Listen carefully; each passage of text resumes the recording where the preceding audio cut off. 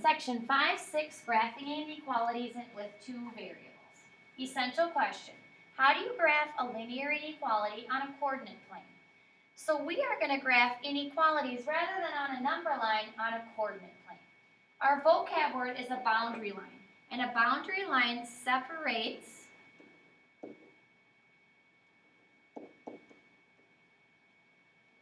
the graph into two planes, or kind of like two parts. So we're going to separate all of our graphs into two different parts. So you'll see what I mean in a second. All right, first we need to remember how to graph. So we're just going to do some general graphing that we did earlier in the year to remind ourselves how to graph. So y equals 1/2 x minus 1. I'll make that one green. So I put my first dot at -1. My slope is 2, so rise 1, run 2, rise 1, run 2, rise 1, run 2. All right, second one. Red. So I should have done it with the first one black, but that's okay. -3x plus 4. So 4 is my y-intercept. Put my first dot on 4. Rise -3, run 1. Rise -3, run 1. Rise -3, run 1. All right, my third one. Y equals 2. So I'm going to go to 2 on the y-axis. I'll make this one black since I made that other one green. So go to 2 on the y-axis, and you just make a horizontal line. And then x equals -5. I'll make that one blue. So go to -5 on the x-axis, and you make a vertical line. All right. So if we change the equal sign to an inequality symbol, how does it affect our graph? So we know that normally for number lines, we needed an open circle for less than and greater than, and a closed circle for less than or equal to and greater than or equal to. Now what's going to happen when we graph on a coordinate grid is we're going to use a dashed line for less than and greater than, and we're going to use a solid line for less than or equal to and greater than or equal to. So solid line is kind of like a closed circle. Dashed line is just like an open circle. So you'll see what I mean with all this in just a second. Okay, so graph. Y is greater than -3x plus 4.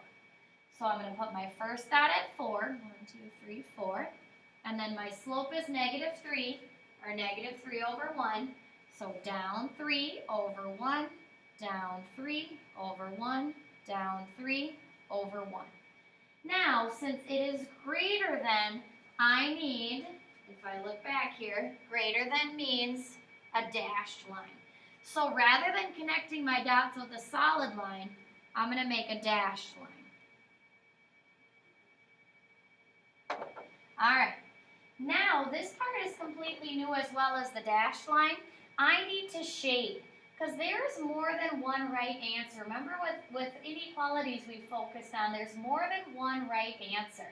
There are lots of answers that are solutions to this inequality, and the shading of the graph, which is what we're going to do now, will give us all the possible solutions.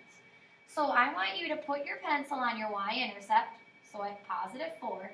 Y is greater than, if you think of a number line, 1, 2, 3, 4, and so on, -1, -2, -3, -4. Y is greater than. Greater than means we are going to shade up. Think of what way are the numbers getting bigger? They're getting bigger as we go up. So we're going to shade everything that's up above my line. So every single one of these ordered pairs in my shaded area is considered a solution. So we need to name two solutions on this in my shaded area. So I can pick a couple. So let's do 3, 2. So that would be that ordered pair is in my solution. So the ordered pair 3, 2 would work. And then another ordered pair, let's do 1, 1, 2, 3, 4. 1, 4. So those are two solutions. Really, there's an infinite number of solutions that you could write. But these are just two. So on your homework, you're going to need to make sure you write 2 solutions for each problem. So just name an ordered pair that ends up in the shaded area. All right, let's try another one. Y is less than 1/2 x plus 3. So 3 is my y-intercept, so I put my first dot on 3. Rise 1, run 2, rise 1, run 2. And I'll do a couple this way. And less than means I need a dashed line. Greater than and less than is both dashed.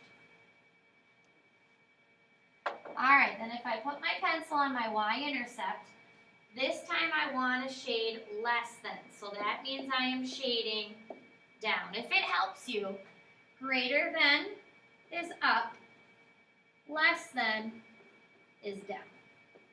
So we are shading down.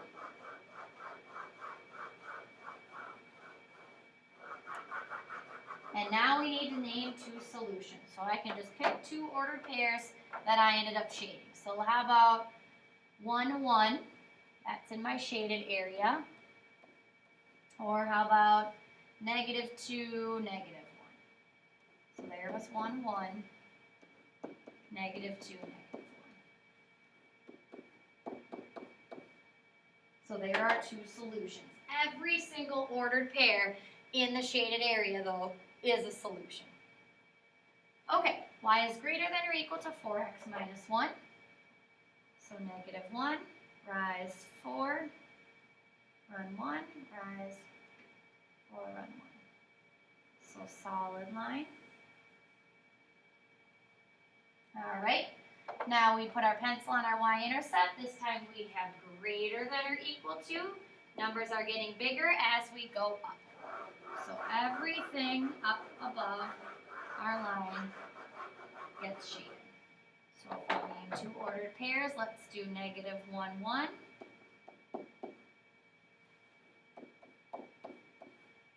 And let's do 1, 1, 2, 3, 4, 1, 5.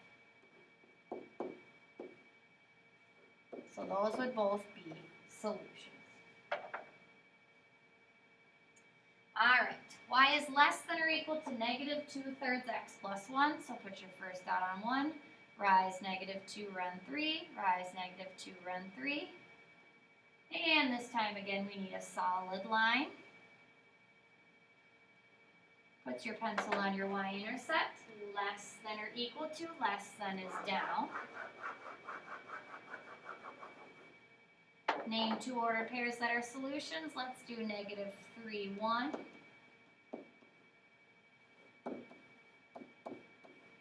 And let's do 1,